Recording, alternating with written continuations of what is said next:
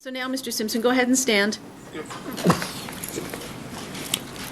Yes, Your Honor, I stand before you today sorry, somewhat confused.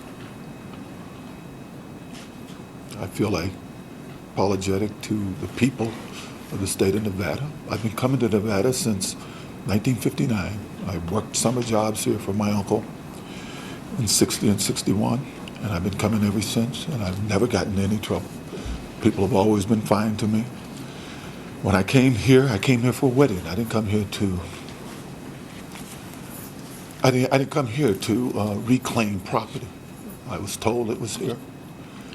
When he told me that Monday that the stuff was in Nevada, when he knew I was going to be in Nevada, I called my kids. I talked to my sisters.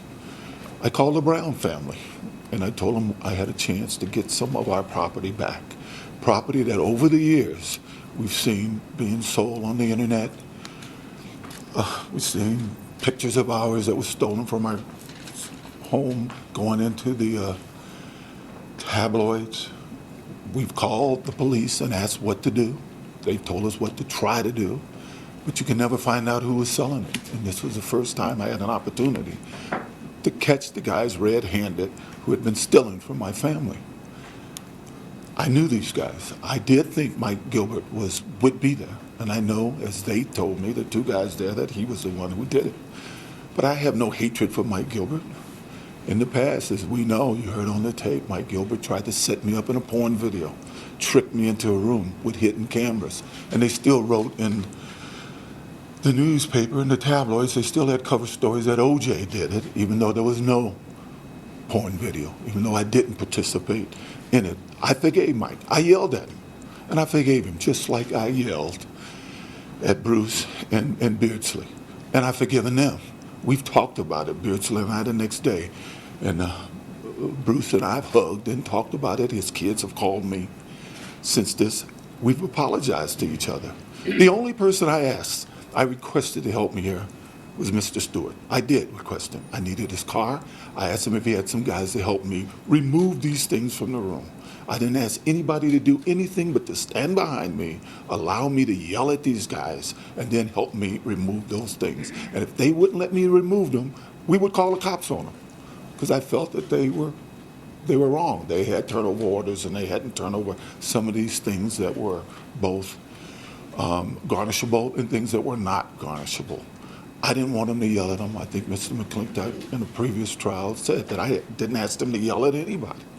Unfortunately, they did, and I believe it was my fault because I brought them there. And I knew the character of a couple of the guys that were there, and it was my fault that they were there.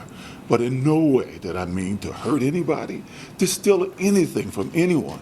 I spoke to Bruce before I left the room. He told me what was his, and I called him, and I got to the car and I said, exactly what do you have? I want to send it back to you. I talked to the police officers. I volunteered immediately to come back, show them what was taken, and to tell them what took place before anybody talked to the police. I was the first guy to volunteer to do it, and I heard on the tapes that they thought I was stupid for doing it. But I didn't want to steal anything from anybody. I don't think anybody there said I wanted anybody else's stuff, just my own. I wanted my daughter, who Miss Brown gave her mother's wedding ring, stolen. You know, my kids who had pictures, my oldest son has his own family now.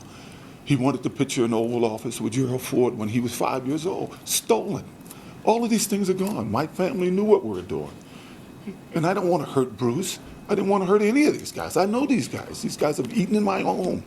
I've done book reports with their kids. I sung to their mothers when they were sick. You know, I wasn't there to hurt anybody. I just wanted my personal things, and I realized now I was stupid of me. I am sorry. I didn't mean to steal anything from anybody, and I didn't know I was doing anything illegal. I thought I was confronting friends and retrieving my property. So I'm sorry. I'm sorry for all of it. But all the other guys, except Mr. Stewart, volunteered. They wanted to go.